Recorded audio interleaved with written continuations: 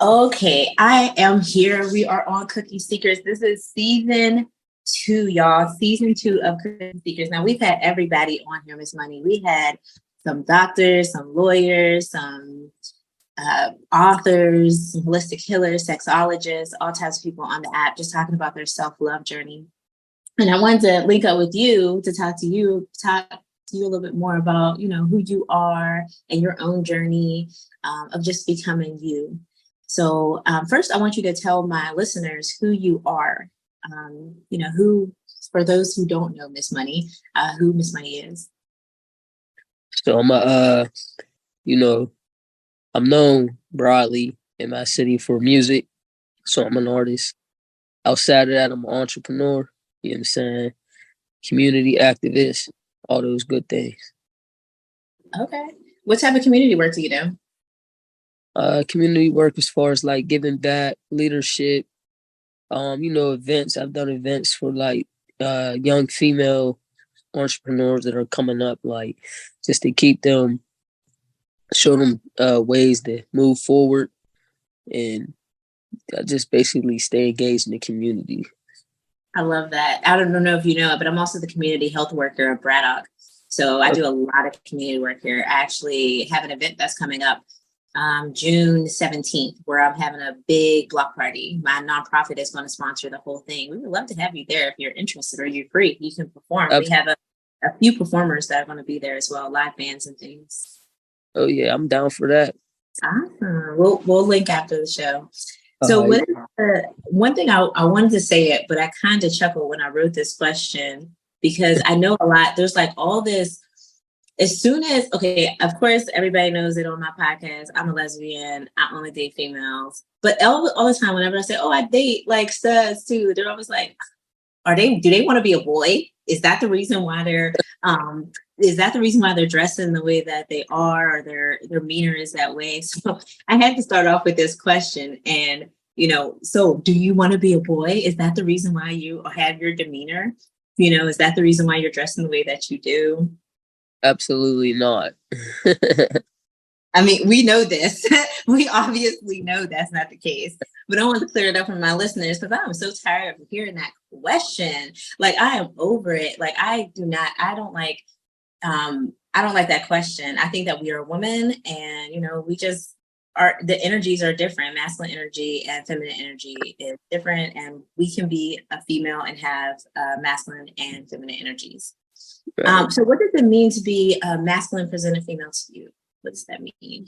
You said a masculine feminine?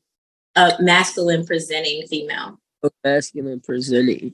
So, okay, I remember that question. Yeah, my friends was laughing like, what the hell? But so I think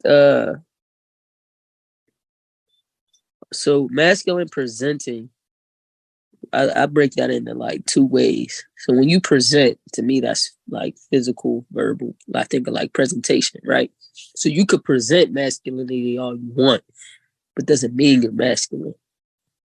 So I think, word choices means everything, because you'll look at a masculine presenting female, which is, referred to as stud. So they look like a guy, dress like a guy.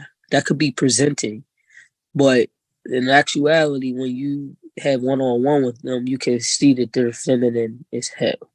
That's not me, though, right? So I just have masculine energy and I guess masculine presentation, which is different. You know what I'm saying? I completely agree. I know that probably a question. I know there's a couple questions that I want to ask you that you probably looked over and was like, what in the world is she talking about? But once you actually listen, you know what I'm saying? So, yeah, once you actually listen to the podcast, it'll make complete sense to you. Once you actually get the flow, you'll be like, oh, I understand why she was asking these crazy questions. I get it. Okay, so like what I mean, like masculine presence, I love how you put that. And I added presenting in there because there are a lot of females that present as masculine, but their energy is very feminine when you actually get to know them one-on-one or speak to them. And I don't know, as a feminine female, it's kind of like weird to me. I don't know. I think I think the way that people, the masculine and feminine energy, the way that people explain it is kind of confusing to me. I never really understood like this idea of masculine and feminine energy as deep as I do now until I started my podcast. I just saw, studs as like females, but they dress that way or they, whatever. I never thought of that, It really is being around them. Like a person can act, and if you only encounter them outside, that's what you're going to think. But to get to know them is where you could break down if they're really feminine. So what's the difference between you and them? That category and you? So I would say just being around like other studs who have whose like parents is total more dominant, or I could say manly looking. Being around, I noticed like they still be feminine as hell for real. Like emotional as hell, argumentative as hell, like attention seekers, just like things that I think are feminine. For real, for real. You know what I'm saying? I'd be like, yeah, nigga, like you still a bitch. Nigga looking bitch. You feel me? Like, that's true. I feel it. They don't know how to do shit. Like if you gonna play the part, it's just like either you get it or you don't. You know what I'm saying? Let's snap to that for a second. That's so true. I love what you just said. Don't play the part. Be you, like it's cool. You feel me? They try to take on that role, and what I notice is a lot of them try to portray what they think a man would do, but that's not correct, right? So, for instance, like the way that they'll treat a woman or how they'll act, they're acting that because they think this is how a guy's gonna be. Nah, dudes don't treat their women like that for real. You know what I'm saying? Like they're in sync because men love women. It's not what you, and that's where they get it fucked up. You know what I'm saying? So I'm like, yo, half of y'all all masculine and shit can't even change a tire. Oh my God, I was just about to say that. Are you reading my mind? Like I was just about to say that. Oh, it's like if your car break down and you with your lady or whatever, you got called a tow truck. You don't know how to fucking tire. I just had this happen, Miss Money. This just happened to me. TV to the fucking wall. You know how to run a lawnmower, bro. Feel me? I just had this happen to me. My car broke down in the middle of the road. I was with a stud friend and she's in the car with me. And I'm like, oh, well, I have a spare tire. Like, I know how to change the tire because my dad taught me how to change my tire. But I'm thinking like, the stud's going to go out there and fix the tire. She was like, I don't know how to do that. I'm sorry. I totally kind of lost respect for her because of that. Yeah. Like, what is you doing, bro? What are you here for? Like, why are you here? That's the point. But there's a lot of guys that can't change tires anymore. Mm-hmm. That's the newer generation, but I'm just like, yo, like, yeah, y'all doing too much. You have to have the masculine and feminine energy. You have to have both. And that's what I've learned more than anything is that, yeah, I am comfortable. I like to be comfortable in my femininity. You know what I mean? And not saying that I can't go out and change my tire because I have. I was in the military for 7 years. I got this.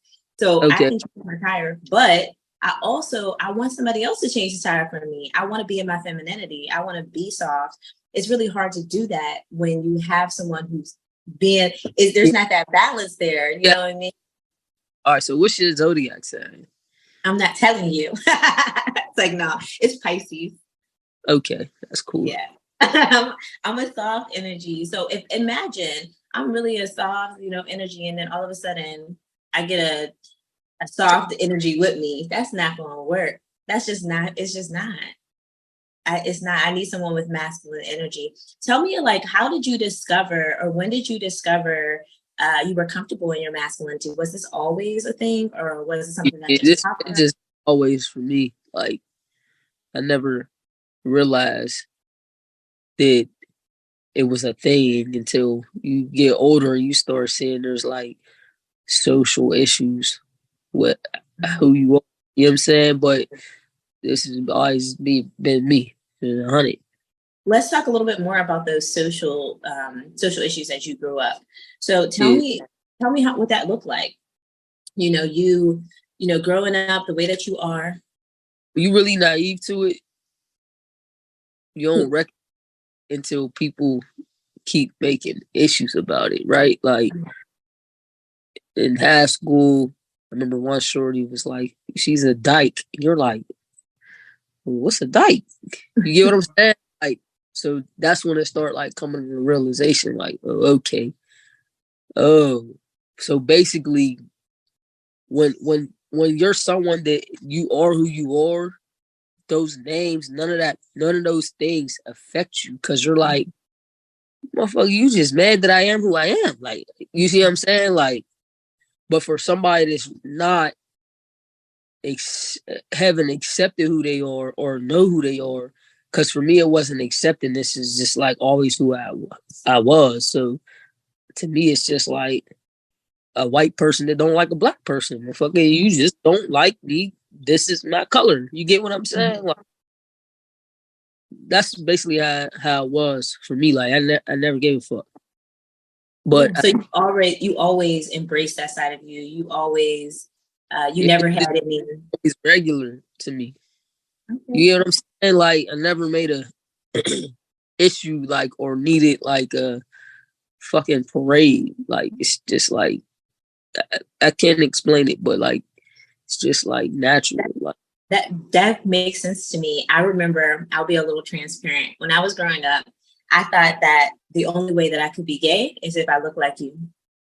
I couldn't look like me and be gay. So when I first started coming out, I was a straight stud, or I thought I was a stud because yeah, I would present myself that way until one day I met this girl and she says, "Why are you dressed like that? That's not even your energy.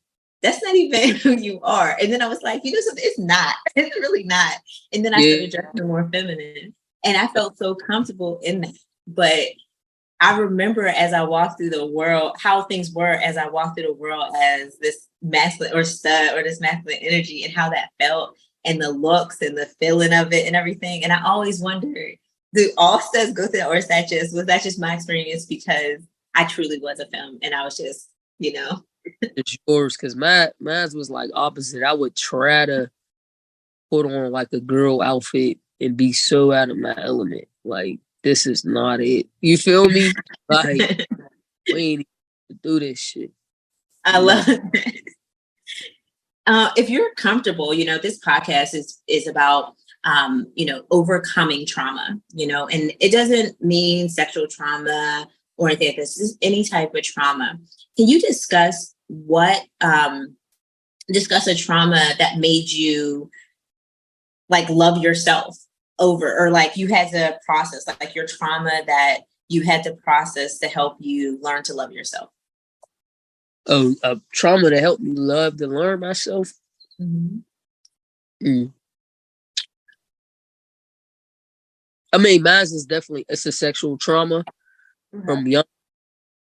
Uh, and I would say like for the self love part, for real, was like the growth because I realized for a long period of my life I was always like angry. I didn't even realize I was angry till when I grew and I learned how I dealt with other situations differently, like with more patience. But being angry, you'll have a chip on your shoulder. It doesn't mean like every time you talk to somebody, like you're just angry, but you're angry. You get what I'm saying?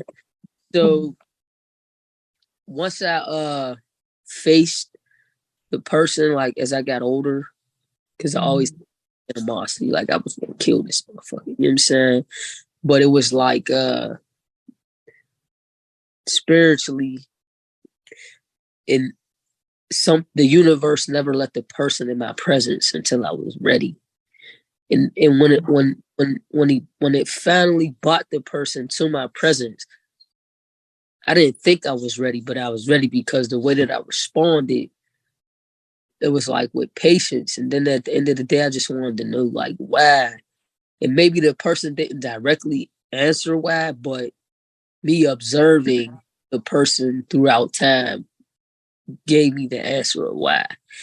And I felt like the life they were in was already their punishment. So there was no need for me to take their life. You get what I'm saying? Like they were really punished. Like they was worthless on the earth. Nobody gave a damn about them.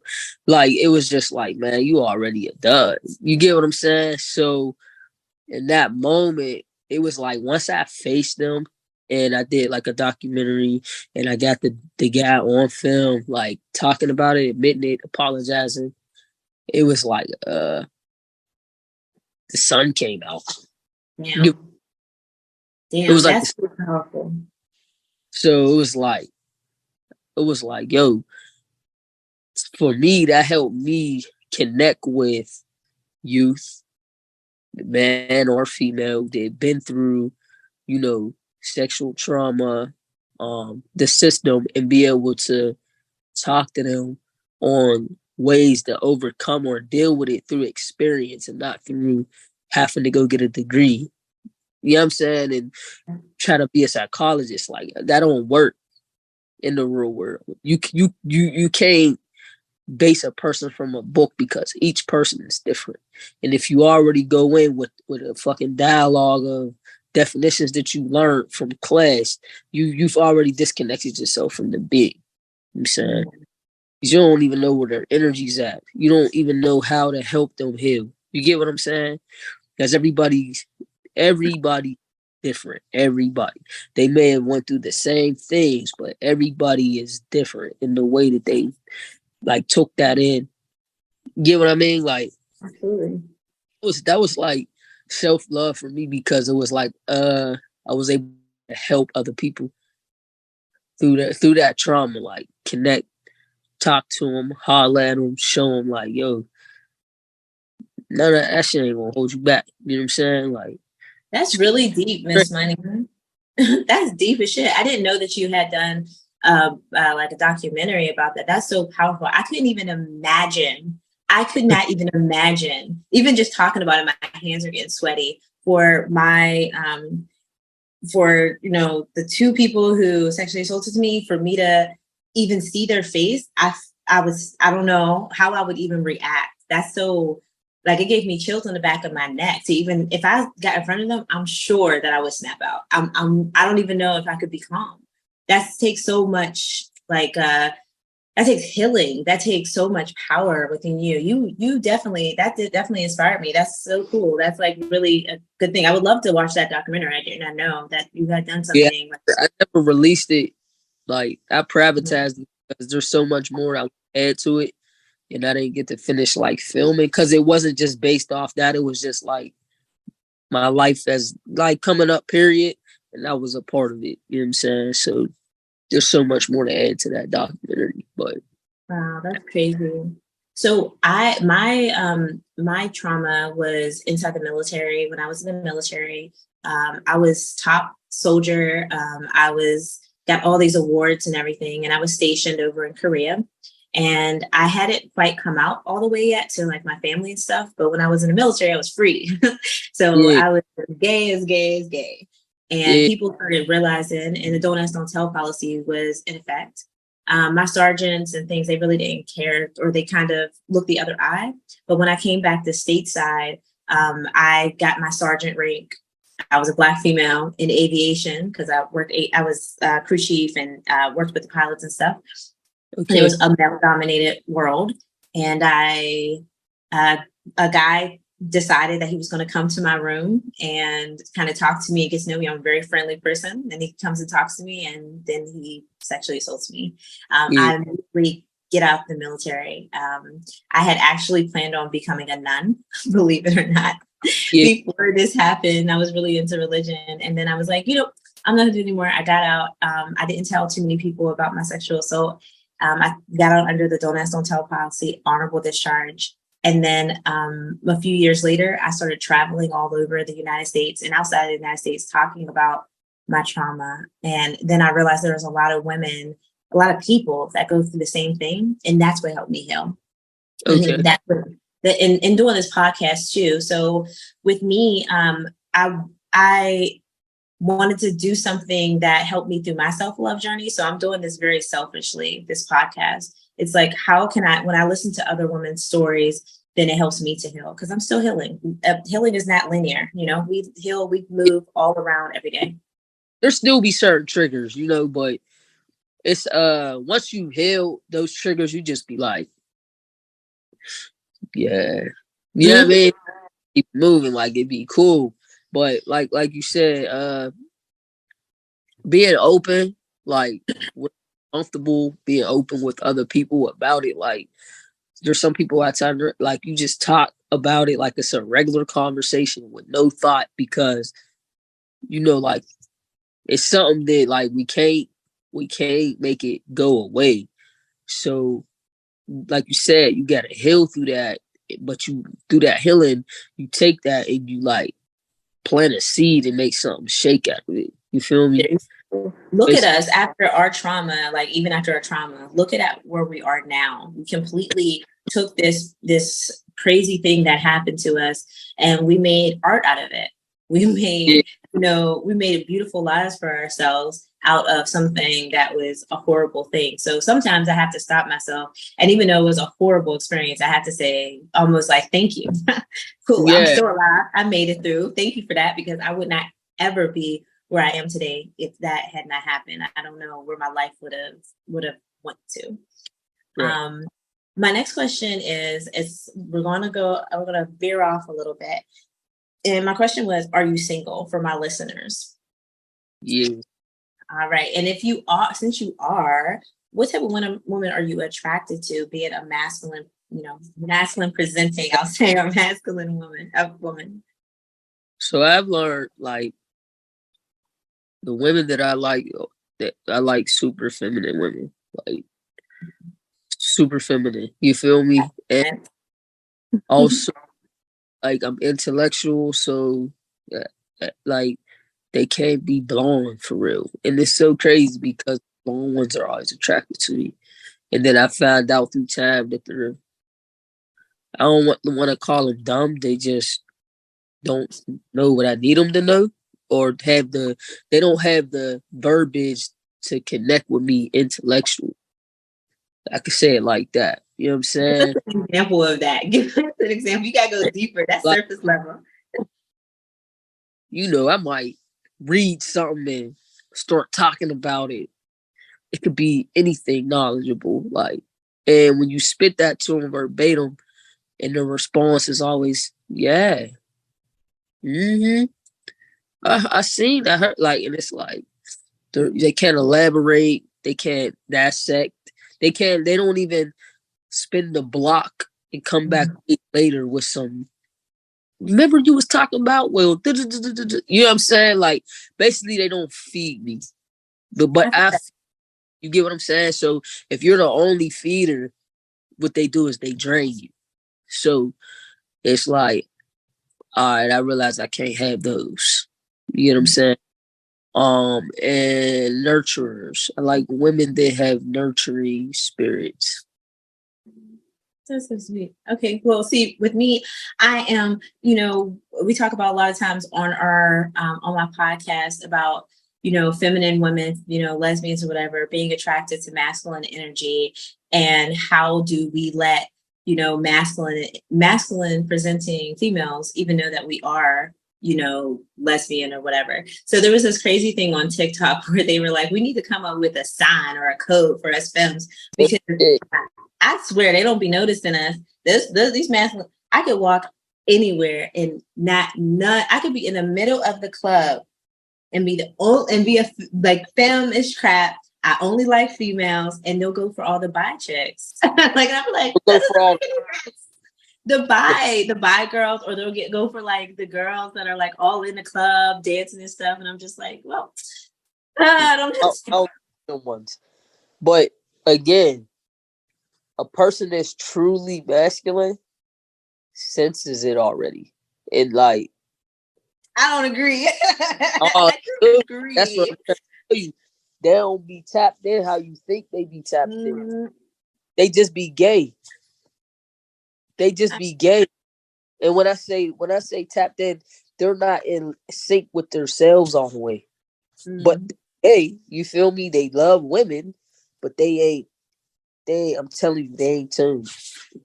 Well, maybe I have to figure that out. I'm going to dive a little deeper into that. Not you, not you, them. I know I'm going to have to dive deeper. I have some more people who I'll be interviewing, and some more studs and stuff like the interview. I'm going to have to ask that question because And I'm telling you, like this, it's a whole nother level. Like, let me tell you how I know a lot of these masculine studs don't be really in sync with themselves. okay. They don't even like the fact that they have woman parts. So if you don't like or accept the fact that you have woman parts and you're just masculine, how could you ever tune in with yourself? You haven't accepted yourself.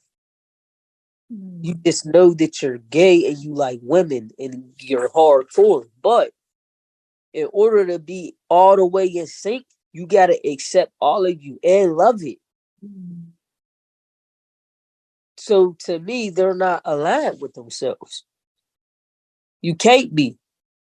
I hope y'all heard this, films. I hope y'all heard this. So it's not us, it's them. It's not They us, it's them.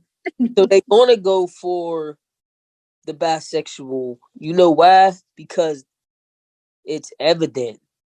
Most women are bisexual. So it's not that they the right ones. It's just that that's typical. The world of the lesbian film, of the strict lesbian, like actual lesbian film, it is depressing. But that is another topic for another day. That is another topic. So how do how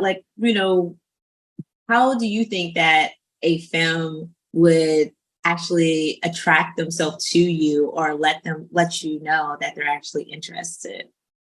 They do feminine shit like you could tell by the way they're batting their eyes. You could tell by the way that they make appearance to keep being in your presence. Um, if they're, eye contact, small things like sometimes none of that, and it's just energy. True that. So I'm also very much a sapiosexual. So I understand that you can't really have. You do know what sapiosexual. You know what sapiosexual is. I'm sexual too. Being able to be, connected with somebody through their mind, right? So Yep. it's all about intellect and being able to hold a conversation. Like if I bring up that my favorite book, right? And I'm talking about my favorite book, and I'm like, oh, Edgar Allan Poe, The Fall of the House of Usher, or I'm talking about Khalil Gibran. I want somebody who understands my stuff, or at least goes and picks up the book to read it. So that's like important. So I Or definitely even understand. if they don't, like I always say, there's dynamics. Like their person may have never read the book, but be like, well, tell me about it. Yeah, they want to know. Well, like, oh, and then when it be like, so, damn, and it's like you're verbally giving them a movie, right? So when you spit the movie, they're visualizing it in their head, and they're like, oh, so like there's so many ways. I don't expect you to go read that book, right? You might not either, but you can engage with me on an intellectual level to where I'm just as a creator too, my mind's different. So if a motherfucker spit a book to me, I come back around a day later and turn that shit to a metaphor. And you get what I'm saying? Like that, like, I don't know. I get it. That makes sense. That's so cool. Yeah, I'm pretty much the same way. I get it. So the next question that I wanted to ask you was, because you're in this masculine energy and you're masculine presenting, do you still like flowers and being courted and stuff? Like, going out to dates, would you allow the film or the I feminine mean, energy to do that? I would accept them, but I don't expect. So I mean, but would you like be happy to receive it, or would it be awkward for you? I'm gonna feel like I'm gonna feel special because it's coming from somebody that I know has interest in me or whatever. But I ain't tripping if I don't get them. I'm cool with a back massage or something. That's flowers to me. Yeah, back massages. That's the way. I think that is the way. Well, in my personal experience, back massages for studs is definitely the way, y'all. Just to let y'all know, femmes, I'm just back massages. Get you some good oil. Try some CBD oil. That's the go. That is the way. So, do you believe that chivalry is dead? Because I believe chivalry dead. And I was talking to a lot of my femme friends about, when we were setting up the questions. And we were like, chivalry is dead. Nobody opens up doors anymore for us femmes. Nobody, like, I can't even remember the last time that I went on a date. I was asked to go on a date a week ago, and it like took me back. I'm like, oh my, me on a date? Like, I don't even know what to do because it doesn't normally happen that way. Do you believe that chivalry is dead in that? It's dead for the people who did it. You know what I'm saying? What do you mean? I still do chivalry. It's dead for whoever doesn't do it. It's dead for them. But it's not dead for those that they still into that. But let me tell you, like, certain women, when I'm dating, because I'm dating, but I'm single, right? Like, they bring it out of you. You want to open up that door for them. You know what I'm saying? And it's because they have that feminine presenting and feminine giving. And like, so when a masculine comes in contact with a feminine, it brings out all the masculinity in us naturally. You get what I'm saying? I understand what you mean. I have to say, I'm really going to dive deeper into this masculine energy, that's the idea, because I have a lot of, dating. I've meet a lot of people that say, oh, I'm masculine energy, but I still don't get that energy. And if you're actually around me. Then you're not, because I've dated Pisces and y'all are very well feminine and submissive women. I know, like, y'all definitely love masculinity. And if they not have it, they don't have it. They can't, it doesn't come out later. It's just is. It just is. That's it. It's not something you had. You know what I mean? It just is. It is this. It is that. Yeah, say that one more time for people back. See, Pisces definitely have all the feminine energy. I tell people all the time, we are soft signs, and they're submissive and they're hopeless romantics. So yeah, absolutely. So it's about, that's why I haven't been in a relationship in so long. People are like, damn, you don't even date or go out. And I'd be like, for what? These half-ass studs that don't know how to be feminine, that don't know how to be masculine. And then I'm 100% feminine energy. And then they also want me to be in masculine energy as well. And I cannot be 100% feminine and have masculine energy. It's impossible to do that. So if I'm a supreme feminine, then I need a supreme masculine. That's very hard energy. You're an alpha stud. Absolutely. Oh my God. Oh my God, podcast listeners, let me tell you, if I could find an alpha stud, I think my world. What happened? You need a me. Maybe I can clone you. Can I clone you? You travel too much. You do too much. You do too much with money. I've seen you in public. You got all the girls around you. You got it'd be a plethora. I'd be like, I ain't trying to fight nobody. I'll just watch. You got a plethora. They might be cousins though. I'm very family oriented. Oh, that's cute. That's really cute. We love those. We love those family oriented studs. We do. A lot of times, family or like truly just homies. That's so, yeah. For women that I'm with to be in public, not in the places I'm at. So I doubt it's any woman I'm dealing with. Well, I've seen you. Of course, I've been to a couple of your shows that you performed at. One with me at a show. I've been to some of your performances that you had, not shows, performances that you had. And I've always seen you like with 1,000. There's always tons of women. Like there's some dudes like you hang with a couple people. I know, whatever. But it's all females. Even if I was like, oh, I could talk to Miss Money, I would be like, oh my God, he has 20 females around her. Yeah, the performance. Never have a woman with me that I'm dating. Ever. Really? That's interesting. I always thought you had tons of women. Me and my friends were like, oh, Miss Money definitely has a lot of girls. We could never. We Ah! would never. We're good off of that energy. We don't have time to be fighting them girls. No, we're good. We're good off of that. But my next question is just to get off of that topic because we could talk about that all day. But how do you reconnect with your body after trauma? Like what are ways that you do? I know that you use music, I'm guessing, to help you heal, but And what are some work, other ways? working You said out, what? working out. That's some shit. So what's your workout? What's your workout regimen? What do you do? You know, I'm a lifter. Like I really have a weight bench downstairs in the kitchen. So I love lifting and I love like jogging and push ups. Like I'm physical. You know what I'm saying? Like I'll do a treadmill walk, but that ain't really exerting the energy that I needed to do. Mhm. I No, need something that rush.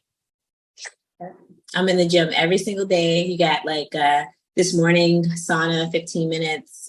I did a 30-minute run, and then the elliptical for 10, and then a cycling class. So I like it pretty intense. I get pretty intense in the morning. So I'm up at like 7 o'clock every day, but I have yet to get into those weights though. I can't get into those weights. I might have to be your workout partner when you go to the fitness. Come on. I go to LA Fitness. Yeah. Okay, I'm at I Planet. can't. I ain't got no LA membership though. That's okay. I have the membership, so you can come with me. But I don't really know how to, I don't lift weights and stuff like that because it's scary going over there with all them people, all the men. One of them. So I never go over there. So I'm always like, I have like weights at my house. So I go there and I do my cardio and then I come home and I have like I don't know if you can see it, my little weight, and I like sit here and do exercise. Yeah. Because when I go to the gym, there's all those guys there. That's so intimidating. But the one LA Fitness closer to, where is that? Bakery Square.